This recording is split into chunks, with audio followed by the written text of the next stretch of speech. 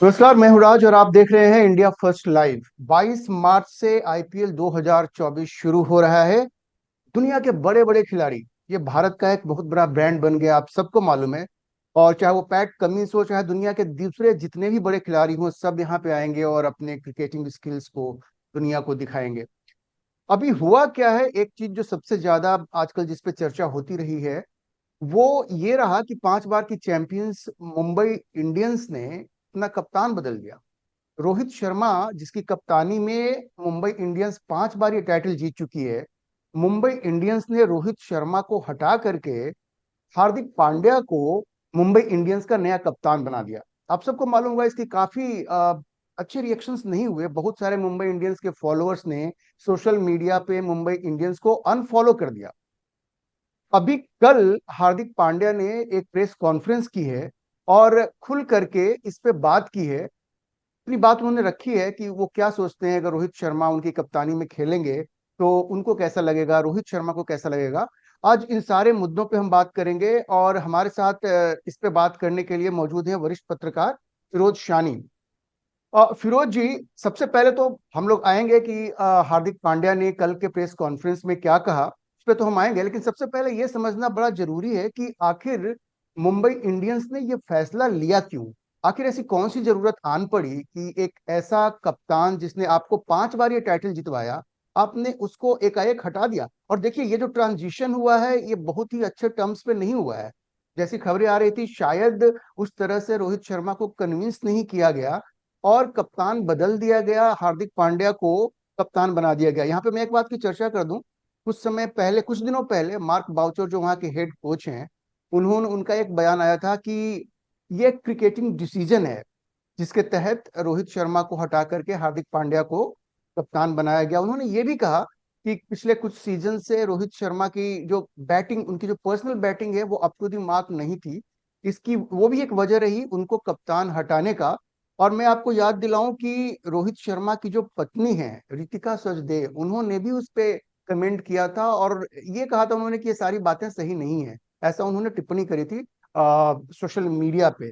तो आप बताइए कि ये मुंबई इंडियंस का ये जो डिसीजन है ये वाकई क्रिकेटिंग डिसीजन है, और अगर ये क्रिकेटिंग डिसीजन है तो क्या ये ज्यादा एमिकेबली नहीं हो सकता था, बढ़िया से बातचीत करके रोहित शर्मा को कन्विंस करके। रितिका का जो बयान आया उससे तो ऐसा लगता है कि उनको कन्विंस शायद नहीं किया गया। कैसे देखते हैं आप मुंबई इंडियंस के इस डिसीजन को? देखिए, एक चीज हमें समझनी पड़ेगी कि ये जो आईपीएल है, इंडियन प्रीमियर लीग जो है, ये एक तरह का क्या, बल्कि ये एक बिजनेस एडवेंचर है। बिजनेस है इसमें। तमाम जो फ्रेंचाइजी हैं वो इससे पैसा कमाना चाहते हैं। उनको इससे मतलब नहीं है कि कौन सी टीम जीत रही है, कौन सी हार रही है। इवन मैं आपको अगर एक उदाहरण भी दूं कि काफी काफी पहले की बात है। शाहरुख खान जो उसके कोलकाता नाइट राइडर्स के वो फ्रेंचाइजी हैं, उनके साथ जूही चावला भी हैं, उनके भी शेयर हैं इसमें। और जीते भी नहीं थे, लेकिन उस सीजन में कमाई उन्होंने जबरदस्त की थी, सबसे ज्यादा। टाइटल नहीं जीता उन्होंने, वो सेमी में भी नहीं पहुंचे, लेकिन उन्होंने पैसा कमा दिया। तो ये बेसिकली पैसा कमाने वाली बात है कि पैसा किस तरह से कितना कमाया जा सकता है इससे, एक। और रही बात जो आपने दूसरी बात कही कि हार्दिक पांड्या को कप्तान बना दिया और रोहित शर्मा को हटा दिया गया, उनसे बात भी नहीं की गई। तो देखिए, आपकी हार्दिक पांड्या, आप कुछ भी कहें कि एक यूजफुल ऑलराउंडर तो है ही, बहुत अच्छे बैट्समैन भी हैं, बहुत अच्छे बॉलर भी हैं। फील्डर तो खैर कोई आज की डेट में कोई क्वालिटी नहीं मानी जाती, वो तो मस्ट है। अगर आप अच्छे फील्डर नहीं है तो आपकी हो सकता है कि जगह टीम में जगह ही ना बने। तो वो जमाना गया कि भाई कोई बात नहीं, बैट्समैन तो अच्छा, बॉलर तो अच्छा, फील्डर गड्ढा है तो कोई बात नहीं, छुपा देंगे कहीं। तो अब वो नहीं होता। तो हार्दिक पांड्या गुजरात टाइटंस के कप्तान थे। और आपके जो मिस अंबानी है, वो फ्रेंचाइजी है पूरी, देख उन्हीं की देख रेख में सब कुछ होता है। तो उनको बिजनेस के पॉइंट ऑफ व्यू से लगा कि हार्दिक पांड्या को रोप इन करना चाहिए। अब ऑब्वियसली हार्दिक पांड्या गुजरात टाइटंस का कप्तान थे, और एक कप्तान को आप कहें कि आप मेरी टीम में आ जाइए और एज अ प्लेयर खेलिए, तो वो क्यों कहेगा? पैसा उनको भी वहाँ बहुत अच्छा मिल रहा था गुजरात टाइटंस में। तो उनकी भी अपनी शर्त होगी, अगर आप मुझे लेकर आ रहे हैं तो मैं कप्तानी छोड़ के मैं एज अ सिंपल प्लेयर बन के क्यों खेलूंगा मैं। तो मुझको ऐसा लगता है कि उनकी पहले ही शर्त थी कि अगर मैं वहां की कप्तानी छोड़ता हूं तो मुझे आप यहाँ की कप्तानी दीजिए। तो बड़ा सिंपल सा डिसीजन था ये। नहीं नहीं, उनके लिए मुझे परेशानी आप कह रहे हैं कि मिस अंबानी, अब मिस अंबानी तो फ्रेंचाइजी देखती है ना, उनके पास भी एडवाइजर्स की टीम है, मार्क बाउचर है, हेड कोच है, और भी लोग हैं जो उनको एडवाइस करते हैं। तो ऐसा तो नहीं है कि रात में उन्होंने सोचा होगा मिस अंबानी ने कि भाई ऐसा है उसको ले आते हैं। ये तो क्रिकेटिंग डिसीजन, जो मार्क बाउचर ने कहा कि ये क्रिकेटिंग डिसीजन है। तो अगर हम क्रिकेटिंग सेंस में बात करें तो सेंसिबल आपको लगता है? अंबानी नहीं देखिए, अकेले से, मिस्टर या भाई मिसेज अंबानी अकेले से तो कोई डिसीजन नहीं ले सकती। भाई ऐसा होता है ना कि ultimately at the end of the day जब आप बैलेंस शीट देखते हैं। बैलेंस शीट में हार्दिक पांड्या कौन सा एडिशन कर देंगे? इतने बड़े वो ब्रांड वैल्यू तो उनका है नहीं, रोहित शर्मा का भाई ब्रांड वैल्यू भी कोई। उनको लगा। और जैसा आपने बताया कि मार्क बाउचर ने कहा है कि क्रिकेटिंग रीजन की वजह से उनको एज ए कैप्टन रिप्लेस किया गया है, और वो ऑफ लेट पिछले 2 सीजन 3 सीजन में रन नहीं बना रहे हैं। तो इस हिसाब से देखा जाए तो अगर फिर रोहित इसको मान शर्मा भी लिया जाए 11 तो में भी जगह नहीं होना चाहिए। भाई रोहित वही शर्मा तो ऐसे बैट्समैन ही आते हैं ना, अगर वो रन नहीं बना रहे हैं तो फिर वो 11 में कैसे आएंगे। वही मैं कह रहा हूँ, और मैं कह रहा हूँ चलिए एक डिसीजन ले भी लिया तो आप इसको एमिकेबली तो कर सकते हैं ना भाई, उसको बिठा के आप उससे बात कर सकते हैं, भारत का कप्तान है वो। आप ऐसे ही बैठ करके आपने डिसीजन ले लिया तो ये तो बिल्कुल एक, मुझे तो पर्सनली मुझे ऐसा लगता है कि एक सेंसिबल डिसीजन अगर था भी क्रिकेटिंग रीजन से, तो जिस तरह से एग्जीक्यूट किया ये बड़ा प्रॉब्लमेटिक था। और ये एक अच्छा इंप्रेशन नहीं देता है कि एक अंबानी की फैमिली इतना बड़ा बिजनेस संभाल रही है, तो ये एक छोटा सा फ्रेंचाइजी, इसको भी ढंग से हैंडल किया जा सकता था। खैर, अब हम लोग इसको आगे आते हैं कि कल आखिर हार्दिक पांड्या ने क्या कहा। तो हार्दिक पांड्या से जब ये सवाल किया गया, हार्दिक पांड्या ने कहा कि देखिए ऐसा है कि आज भी रोहित शर्मा भारत के कप्तान है और मैंने उनकी कप्तानी में लंबे समय तक खेला है। और मुझे नहीं लगता कि अगर रोहित शर्मा मेरी कप्तानी में खेलते हैं तो कोई ऑकवर्ड सिचुएशन ऐसी होगी। उन्होंने कहा ऐसा कुछ नहीं है, हम लोग खेलते रहते हैं, मैंने भी उनकी कप्तानी में काफी खेला है। और एक दूसरी बात जो उन्होंने कहा कि जब उनसे पूछा गया कि क्या रोहित शर्मा से आपको, आपकी इस बारे में कोई बातचीत हुई है, तो उन्होंने कहा कि देखिए अपफ्रंट तो ऐसी कोई बातचीत नहीं हुई है, जब मेरी मुलाकात होगी उस तरह से तो मैं उनसे बात करूंगा इस बारे में। तो आपको क्या लगता है जब हार्दिक पांड्या ये कहते हैं कि भाई मैं उनकी कप्तानी में खेल चुका हूं तो वो मेरी कप्तानी में खेलेंगे तो कौन सी बड़ी बात हो जाएगी? आपको लगता है कि एक संबंध ड्रेसिंग रूम का और फील्ड में भी ये बहुत इजीली सॉर्ट आउट हो जाएगा, सब कुछ स्मूथ रहेगा, given the stature of Rohit Sharma जो 5 बार जीत चुका है, और हार्दिक पांड्या कुछ भी हो उनके सामने स्टेचर का एक फर्क तो है ही। तो आपको क्या लगता है how will it play out in dressing room और फील्ड में भी? देखिए इसमें हमें दो चीजें देखनी है। एक तो आप एक तरफ रोहित शर्मा, कोई कोई दो राय नहीं है कि बहुत बड़े बैट्समैन है। कप्तानी में भी उन्होंने बहुत बढ़िया किया। अभी हाल ही में जो ऑस्ट्रेलिया के खिलाफ कप्तानी की, जबरदस्त कप्तानी की, रन्स बनाए उन्होंने, क्रूशियल टाइम पे रन बना के दिए। बड़े अच्छे अच्छे उन्होंने मूव चले वहां पर जब बॉलिंग का चेंजेस करने थे, बहुत बढ़िया किए उन्होंने। तो जहां तक उनका जो जो कैपेबिलिटीज हैं एज अ कैप्टन, उस पर मुझको तो पर्सनली कोई डाउट नहीं है। अब मैं हम दूसरी बात करता हूँ, जो सबसे महत्वपूर्ण बात है, वो महत्वपूर्ण बात यह है कि रोहित शर्मा अब 34 35 के हो चुके हैं। फैग एंड ऑफ कैरियर है वो। कितना और खेलेंगे? साल 2 साल और खेल लेंगे, 3 साल बहुत जिमी आपने कर लिया, तीन जिमी साल खेल लेंगे। एंडरसन अगर 42 साल की उम्र तक खेल सकता है तो एक बैट्समैन नहीं खेल सकता? एक बॉलर 42 साल की उम्र तक खेल सकता है? इसके लिए फिटनेस बहुत ज्यादा मायने रखता है, वो दौड़ता है, बॉल फेंकता है। नहीं, इसमें फर्क है राज जी। देखिए, एक बॉलर जो होता है ना, आज भी अगर आप कपिल देव से कहें कि जरा बॉलिंग कर दो, वो बॉलिंग कर देंगे। आपको और लगता है वो हो सकता 21 है यार्ड कि दौड़ थोड़ा करके सा, बॉलिंग कर देंगे? लेकिन हाँ, वो कर देंगे। लेकिन जो बैट्समैन होता है, क्योंकि बैट्समैन के पास जो टाइम होता है, स्प्लिट ऑफ सेकंड में उसको, खासकर जो फास्ट बॉलर होते हैं, उसको वो डिसीजन लेना होता है कि इस बॉल को मुझे कैसे खेलना है, डिफेंड करना है, छोड़ना है, मारना है, जो भी करना है, स्प्लिट ऑफ सेकंड, उसके लिए आपको रिफ्लेक्स चाहिए। तो ये तो प्रकृति का नियम है, जैसे जैसे आपकी उम्र होती जाती है आपके रिफ्लेक्सेस जो हैं वो कम होने लगते हैं। हमने एक बार बड़े महान बल्लेबाज हमने देखे हैं, हमने गावस्कर को भी देखा, हम लोगों ने सचिन को भी देखा, अचानक उनके रिफ्लेक्सेस स्लो होने लगे हैं। रिकी पॉन्टिंग को देखा, इतना जबरदस्त चल रहे थे, अचानक एज उन पे हावी हुई और देखा कि उनके जो रिफ्लेक्सेस थे वो धीरे धीरे खत्म हो गए। तो आप जब बैटिंग करते हैं तो वो रिफ्लेक्सेस का ही खेल होता है, स्प्लिट ऑफ सेकंड में आपको फैसला करना है कि मुझे इस बॉल के साथ क्या करना है।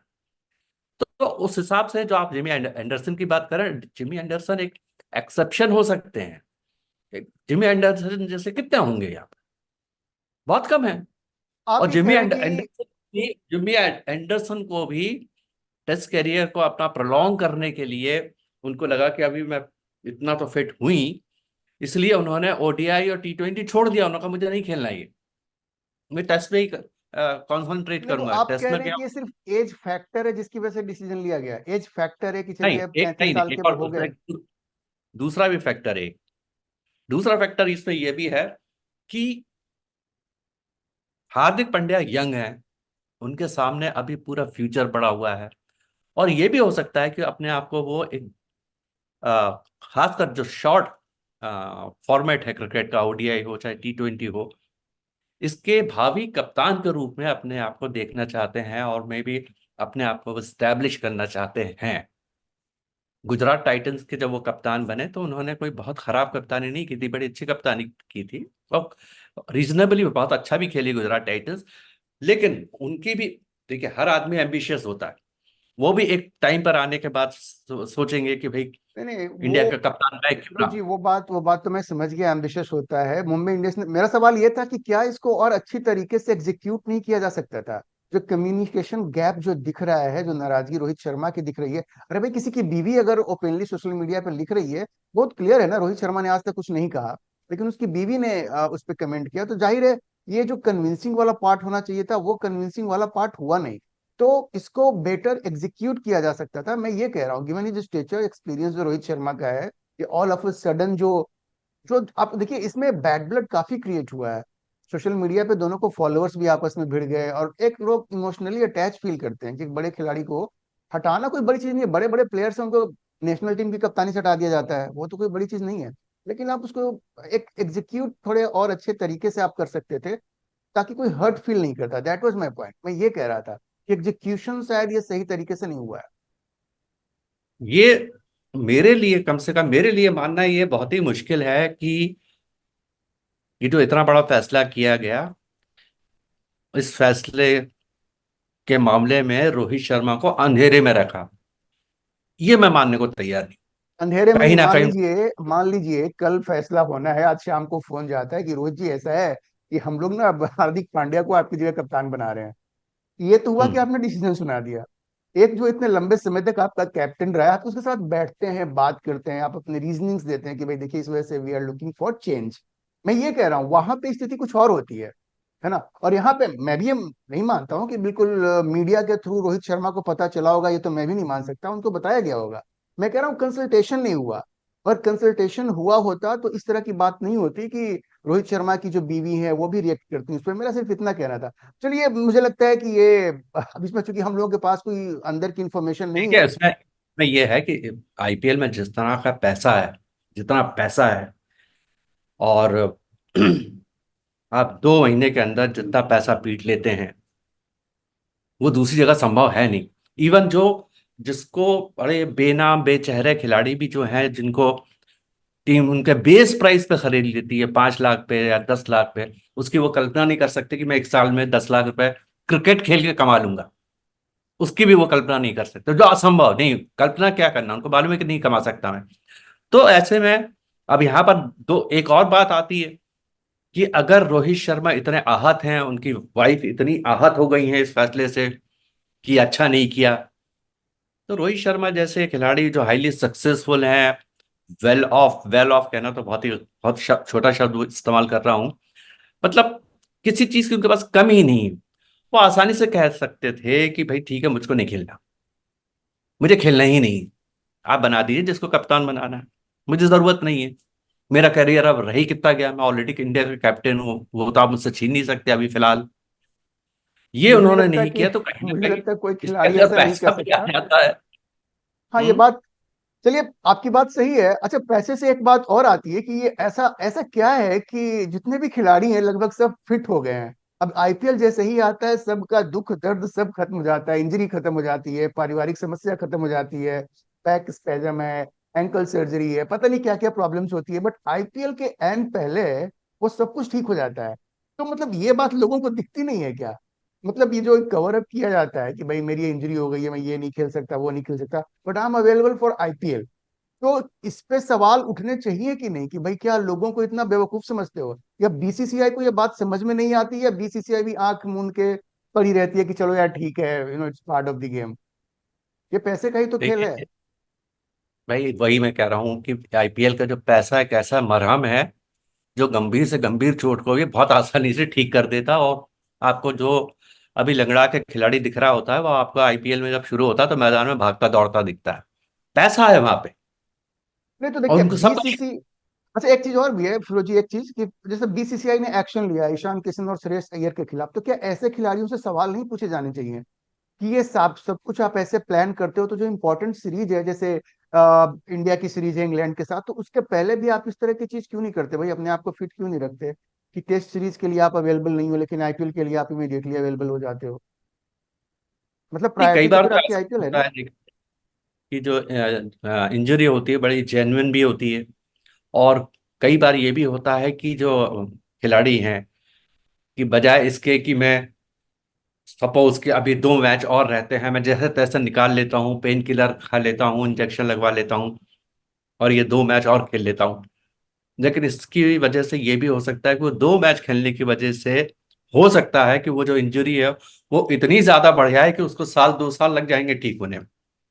तो इसलिए वो इतना बड़ा रिस्क ना लेके वो आराम करना चाहता है, एक। और नंबर दो, जो सबसे बड़ी बात है, जो जिसको मैं कहूंगा कि टीम इंडिया की जो स्ट्रेंथ है, हमारी जो बेंच स्ट्रेंथ है, वो इतनी है कि अगर कोई इंजर्ड भी हो जाता है तो अचानक ऐसा नहीं लगता कि अब क्या होगा। है रिप्लेसमेंट, बढ़िया रिप्लेसमेंट वहां पर बैठे हुए हैं। तो इसलिए बीसीसीआई भी इसको बड़ा लाइटली लेती है। अगर यही ऐसा होता कि वहां पर, जिसको कहते हैं पंजाबी, अब अपनारी दिल्ली की भाषा में, कि खिलाड़ियों का टोटा है जी, मिलते नहीं है खिलाड़ी। अब वो टोटा नहीं है, खिलाड़ियों की भरमार है, सब बैठे हुए हैं, वो सब एक से एक बढ़ के हैं। तो बीसीसीआई को भी इसमें नहीं फर्क पड़ रहा कि भाई चलो, टीम हमारी जीत रही है, दर्शक आ रहे हैं, मैदान भरा हुआ है, स्पॉन्सर मिल रहे हैं, बीसीसीआई को भी पैसा मिल रहा है, तो हमें क्या फर्क फर्क पड़ रहा है अगर कोई खिलाड़ी कह रहा है। और बाकायदा ऐसा नहीं होता कि किसी ने फोन करके कहा कि मेरे पैर में चोट लगी, मैं नहीं खेल रहा हूँ। बाकायदा वहाँ पर फिजियोथेरेपिस्ट होता है, वहाँ पूरी टीम होती है, सबको मालूम होता है कि भाई कितना फिट है कितना नहीं है। तो तो इसलिए आप ये कह बहुत रहे हैं, ज्यादा। सुनिए, ये कवर अप इसलिए हो जाता है कि टीम जीत रही है, अगर टीम हारती, पहला टेस्ट भारत हार गया था, उसके बाद क्या माहौल था आप याद कीजिए, और विराट कोहली अवेलेबल नहीं थे। उसके बाद अब ये हुआ भाई कि विराट कोहली तो अब चलिए उनके घर में एक नया मेहमान आने वाला था, आ भी गया, इंग्लैंड में अनुष्का थी वहां पे। लेकिन लोग कंपेयर भी करते हैं ना, आज दुनिया में लोग हर चीज को देखते हैं। अब देखिए विराट कोहली तो पूरे सीरीज में अवेलेबल नहीं हो पाया, वो नहीं थे। अब जैसे कि प्रेगनेंसी तो चलिए एक फैक्टर था, लेकिन एक उदाहरण भी लोग देते हैं, केन विलियमसन, वो भी बाप बने हैं, एक दिन पहले बाप बनते हैं और अगले दिन वो टेस्ट मैच खेल रहे होते हैं। तो ये भी तो एक लेवल ऑफ कमिटमेंट है। आप ये तो नहीं कह सकते कि केन विलियमसन कोई लेस फैमिली मैन हो गए और विराट कोहली जो है वो कोई बेटर फैमिली मैन है। और ये वही विराट कोहली है, तो जो बार बार ये किस्से आप सुनते होंगे कि उनके पिता की मौत हो गई थी, बट वो नेक्स्ट डे वो मैच खेल रहे थे उस समय, क्योंकि सेट नहीं थे उस समय, उनको इंडियन टीम में जगह बनानी थी। तो कमिटमेंट लेवल पे फर्क पड़ता है कि नहीं? सवाल ये, अगर केन विलियमसन खेल सकते हैं तो विराट कोहली क्यों नहीं खेल सकते? नहीं, उसमें ये चीज है कि क्या विराट कोहली अफोर्ड कर सकते हैं ना खेलना? वो कर सकते हैं। ना सिर्फ विराट कोहली अफोर्ड कर सकते हैं कि भाई फिलहाल मैं ये सीरीज नहीं खेल रहा हूं because of my family commitment, मैं नहीं खेल रहा हूं। तो ठीक है, वो नहीं खेले, वो नहीं भी खेले, उसके बावजूद आप देखें इंडिया ने बहुत बढ़िया खेला, सीरीज जीती, 4-1 से सीरीज जीत ली। लेकिन अगर हम जीत वही ली, चीज हम लेकिन पहला न्यूजीलैंड की तरफ टेस्ट जब हार गए न्यूजीलैंड की थे। तरफ जाएंगे, तो केन विलियमसन का रिप्लेसमेंट ढूंढना उनके लिए मुश्किल हो जाएगा कि आएगा कौन यहाँ पे। हमारे यहाँ नहीं है समस्या, हमारे पास वन डाउन के लिए आ जाता है, कोहली नहीं है कोई प्रॉब्लम नहीं है, केएल राहुल नहीं है नो प्रॉब्लम, श्रेयस अय्यर नहीं है कोई बात नहीं, आ गए वहां पर, ध्रुव जुरेल आ गए वहां पर, आपके सरफराज आ गए, और यशस्वी, इस तरह के खिलाड़ी आ गए कि अब तो ये डर लग रहा है कि भाई किसको बिठाएं किसको खिलाएं, ये वाली बात हो गई। ये तो आप ये कह रहे हैं कि भाई अब कोई फर्क नहीं पड़ता है, जिसको खेलना हो खेले, ना खेलना हो खेले, टीम के पास काफी बढ़िया बेंच स्ट्रेंथ है, तो कमिटमेंट की अब कोई रिक्वायरमेंट नहीं है भैया। आपको लगता है खेलो, कॉन्ट्रैक्ट में साल भर के पैसे आप उठा करके ले जाओ, A+ ग्रुप में रहो, ए कैटेगरी में रहो, पैसे आराम से लो, खेलो या मत खेलो, तो बाकी सब कुछ कोई फर्क नहीं पड़ता, हमारे पास अच्छा खासा बेंच स्ट्रेंथ है, कोई सवाल नहीं पूछा जाना चाहिए। आपका ये स्टैंड है, आप ये कहना चाह रहे हैं? नहीं, मेरा मेरा कहना यह है कि वो अफोर्ड कर सकते हैं, वो खिलाड़ी भाई और अगर भारत ये रोहित। सीरीज हार गया होता तो भी आपका यही रिएक्शन होता? पहला टेस्ट भारत हार गया था, अगर हार जाता, सीरीज भारत हार जाता, तो भी आप यही कहते? ईमानदारी से बताइएगा मुझे, आप कहते हैं कि हाँ भाई चलो, उसकी फैमिली कमिटमेंट थी, नहीं आया। तो कहते हैं ये नथिंग तो सक्सीड लाइक हालांकि सक्सेस, नथिंग आप फेल्स लाइक ये फेलियर। सवाल जो है ना, ये हाइपोथेटिकल है कि अगर हार जाता, हारा तो नहीं ना भाई। जिनको भी मौके दिए गए, लोगों ने डेब्यू किया, उन्होंने परफॉर्म करके दिखा तो दिया ना। अब ये बात तो रोहित आपका कोहली को सोचनी पड़ेगी कि यार मैं खेला नहीं है और मेरी वहां पर तो कोई कमी महसूस ही नहीं हुई। बीसीसीआई भी खुश होगा कि यार चलो, अगर नहीं खेलता था ना खेले, धीरे करके जो अभी ए कैटेगरी में रखा है इनको खिसका के हम बी में कर सकते हैं। हमारे हाँ, पैसा और बच रहा है ये बीसीसीआई का। और ठीक है, वो अवेलेबल नहीं थे तो एक कंटिन्यूटी तो हो, अगला टेस्ट मैच जब हो तो जो विनिंग टीम है उसी को खिलाएं, तो कोहली को बोला जाए कि भाई आप वेट कीजिए, जब किसी का परफॉर्मेंस डाउन होगा तो आपको मौका मिलेगा। अब ये तो कम से कम किया जाए कि एक विनिंग कॉम्बिनेशन को हम चेंज न करें, एटलीस्ट जब होम सीरीज होती है। मैं समझ सकता हूँ कि ऑस्ट्रेलिया टीम जाएगी तो वहाँ एक्सपीरियंस की जरूरत होगी, वो एक अलग केस है, लेकिन होम सीरीज में शायद ये हो तो ज्यादा बेटर है। नहीं, उसमें देखिए आप, ये होता है कि हमारे यहाँ जो क्रिकेट है ना, तो इसका ये दीवानगी की हद तक इसको लोग पसंद करते हैं, दीवानगी की हद तक, और किसी कंट्री में नहीं होता। अब आप देखिए कि इंग्लैंड यहां पर आई और जेम्स जिमी एंडरसन जैसा इतना बड़ा बॉलर, टेस्टेड प्रूवन, उसको उन्होंने पहले टेस्ट में नहीं खिलाया, बाहर बिठाया। हम क्या, वो ये तो हमारे तीन यहाँ संभव स्पिनर्स है? को लेके आ रहे अरे थे ना, इसलिए। स्टेडियम के बाहर प्रदर्शन हो जाएंगे। अगर आपको याद होगा कि एक टाइम में जब बेदी खेला करते थे, उनके एक टेस्ट में उनको नहीं खिलाया था, और शायद ये मेरे ख्याल से फिरोज शाह कोटला की दिल्ली की ही बात है। तो वहां पे प्रदर्शन हो गया था, नो बोदी नो बेदी नो टेस्ट। ये तक हो गया था। हाँ, वो तो मेरे ख्याल से सुनील गावस्कर और कपिल देव के बीच में भी एक बार हुआ था, दोनों ने शायद एक दूसरे को हाँ, बिठाया था वो एक जो भी, आध लेकिन मैच में। हमारे यहाँ जो फैन फॉलोइंग है वो बिल्कुल दीवानगी की हद तक अरे है, लेकिन उसमें आप। इस टाइम में फिरोजी क्या फैन के अब तो सोशल मीडिया पे तो उससे ज्यादा मारकाट हो जाएगी, तो इसके लिए क्या आदमी डिसीजन, भाई बीसीसीआई को तो एक कूल माइंड से डिसीजन लेना है ना। अब स्टेडियम के बाहर प्रदर्शन हो जाएंगे तो इससे क्या आप सही डिसीजन नहीं लेंगे? वो जो होता है वो ठीक है, अपनी जगह पे है बात वो। आ, मेरी अपनी राय की है कि चलिए ठीक है, विराट कोहली नहीं थे, ऐसा होना चाहिए कि जब होम टेस्ट सीरीज जब हो तो विनिंग कॉम्बिनेशन को खिलाया जाए, और विराट कोहली को ही कहा जाए कि भाई आप वेट कीजिए, जिसका अगर किसी का परफॉर्मेंस डाउन होता है, आपने कहा टीम जीत रही है, अच्छी बात है, लोग परफॉर्म कर रहे हैं, तो इसी टीम को खिलाते हैं, और जब किसी का परफॉर्मेंस डाउन होगा तो आपको मौका मिलेगा। ये सही अप्रोच नहीं होगा क्या? नहीं, इसमें आप ऐसा नहीं कर सकते, क्योंकि विराट कोहली का जो रिकॉर्ड है उसको देख के आप कहें, और उनकी तुलना अगर आप शुभमन गिल के साथ करने लगे कि भाई शुभमन गिल ने भी 2 सेंचुरी मार दी है देखिए इस सीरीज में, इसलिए आप अब वेट कर लीजिए, हम इनको देखते हैं। अरे 2 ही सेंचुरी तो मारी है भाई, बाकी तो 3 टेस्ट में क्या किया उन्होंने? खेलते नहीं बन रहा था उनसे। तो आप दोनों पर जमीन आसमान का फर्क है, कहाँ कोहली और कहाँ शुभमन गिल। अभी जब नवंबर में ऑस्ट्रेलिया जाएगी इंडिया की टीम, तो इनमें से मुझे लगता है कि बहुत से खिलाड़ी होंगे जो इस सीरीज में खेले, नए खिलाड़ी आए हैं। अब इनकी असली परीक्षा वहां पर होगी। यहाँ पर तो आप इंडियन ट्रैक पर खेलने के आदी हैं, जहां पर जो बॉल है अमूमन जो कमर के ऊपर नहीं आती है। इसलिए आप देखिए कि हमारे यहाँ के जो बैट्समैन है ज्यादातर लेग साइड में बड़ा अच्छा खेलते हैं, जरा भी आए वो लेग साइड में खेल लेते हैं। वहां नहीं होगा ये, वहां पर बाउंसी विकेट है, पेस है उसमें। तो ये सब चीजें हैं, तो वहां पर देखना, और विदेश में अब कोहली ने साबित करके दिखाया कि बड़े बैट्समैन हैं। तो इतना आसान नहीं है कि आप कोहली को कह दें कि भाई तो अभी बाहर बैठो, अभी तो हम शुभमन गिल को ही देखते हैं कैसा खेल रहे हैं। ये नहीं हो सकता। चलिए अच्छा, चलते चलते ये एक आपसे सवाल कर लें कि जो आईपीएल जो 22 तारीख से शुरू हो रहा है, आपको क्या लगता है कौन सी फेवरेट टीम है जो आपको लगता है इस बार टाइटल लिफ्ट करेगी? इस पे हम लोग विस्तार से एक दूसरे प्रोग्राम में बात करेंगे, लेकिन ओवरऑल आपको क्या लगता है कौन सी टीम है जो आपके लिए फेवरेट है, जो इस बार 5 5 बार तो मुंबई इंडियंस और चेन्नई सुपर किंग्स जीत चुकी है। संभवतः महेंद्र सिंह धोनी का ये आखिरी टूर्नामेंट होगा। हालांकि आप कह नहीं सकते भाई कब तक ये लोग खेलेंगे, बट हर बार तो यही है कि शायद वो आखिरी होगा उनका। क्या लगता है आपको कि आप फेवरेट कौन सी टीम है जो इस बार आईपीएल की ट्रॉफी उठा सकती है? देखिए, आईपीएल खासकर जो T20 फॉर्मेट है, उसमें क्या होता है, जैसे आईपीएल जैसा टूर्नामेंट है जिसमें 20 ओवर का मैच होता है, कुल मिला के 40 ओवर होते हैं। तो इसमें बड़ा ही जो सबसे महत्वपूर्ण चीज होती है कि कौन सी टीम सबसे पहले रिदम पकड़ती है। अगर किसी टीम ने शुरू से रिदम पकड़ ली, फिर उसको पकड़ना मुश्किल हो जाता, वो रिदम में आ जाते हैं। और कई बार हमने देखा है कि जो बड़ी अच्छी टीम है, टीम का कॉम्बिनेशन बड़ा शानदार है, सब कुछ बहुत अच्छा है, रिदम ही नहीं पकड़ पाते। यही टीम थी दिल्ली डेयर डेविल, बड़े बड़े खिलाड़ी थे उसमें, और कहाँ आते थे वो लास्ट के लास्ट नंबर पे या सेकंड लास्ट या इसके ऊपर, कुछ कर ही नहीं पाए। टीम चेंज हुई, उसका फ्रेंचाइजी बदले, अचानक वो अच्छा खेलने लगी। तो इस तरह इसमें बेसिकली ये होता है कि किस टीम ने सबसे पहले रिदम पकड़ा।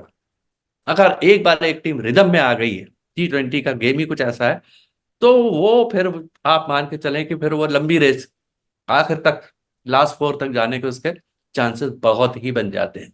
और अच्छी अच्छी टीम जो अचानक रिदम नहीं पकड़ पा रही, कुछ बात नहीं बन पा रही है, तो खेल खत्म हो जाता है। और जैसे कि हम सब जानते हैं कि T20 ऐसा फॉर्मेट है जिसमें एक ओवर तो मैं क्या कहूँ, दो दो बॉलों में गेम इधर से उधर हो जाता है। तो वही बात है, तो इसलिए पहले से प्रेडिक्ट कर देना कि भाई कौन सी फेवरेट है, नहीं और तो एम एस धोनी है, उनके बारे में आपको क्या लगता है? ये उनका आखिरी टूर्नामेंट होगा आईपीएल, या आपको लगता है कि अभी और भी क्रिकेट उनमें बचा हुआ है, या बिल्कुल वो जब तक हुटिंग नहीं होगी तब तक वो जाएंगे नहीं? मतलब एक जमाने में होता था, शास्त्री हाय हाय के नारे लगते थे, आपको याद होगा जब रिटायरमेंट।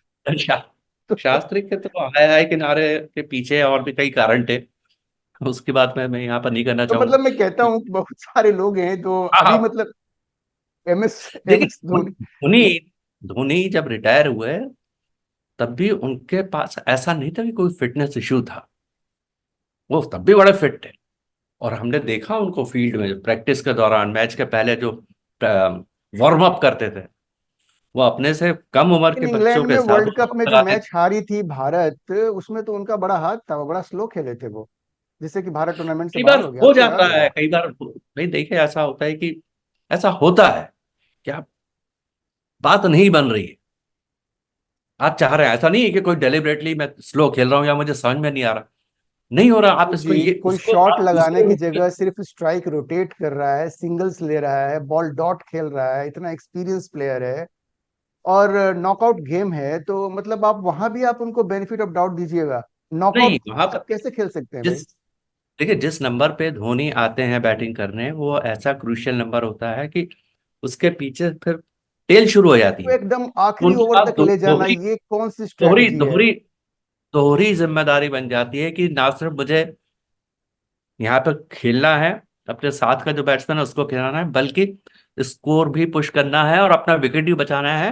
क्योंकि अगर मैं निकल गया यहाँ से तो फिर वही की वही टीम धराशायी हो जाएगी।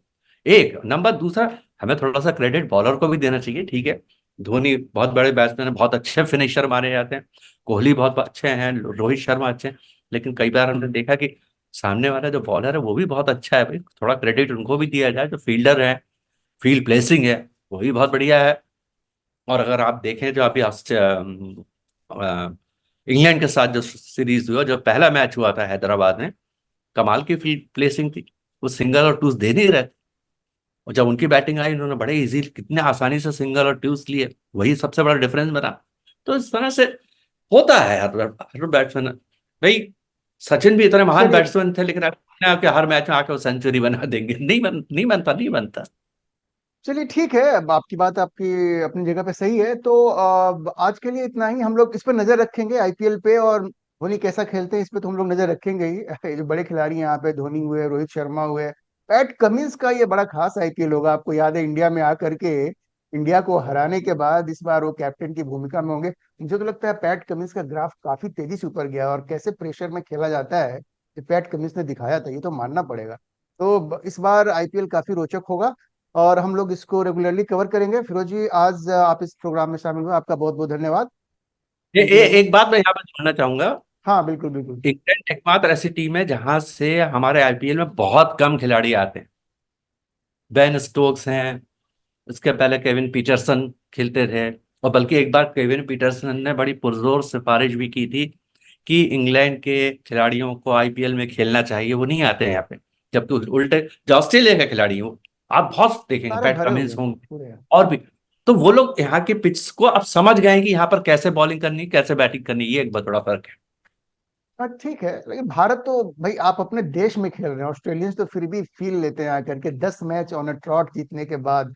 अगर आप देखेंगे फाइनल में जो हुआ था, मैं तो कहूंगा इररिस्पॉन्सिबल बैटिंग थी रोहित शर्मा की भी और शुभमन गिल की भी। और आप रिएक्शन देखिएगा शुभमन गिल का, मतलब बिल्कुल वो प्रैक्टिस की तरह आउट हो गए। और क्या जरूरत थी रोहित शर्मा को उस तरह के शॉट खेलने की, जब आप टारगेट आपके सामने है। तो क्या कहा जाए इस पे, कुछ नहीं कहा जा सकता।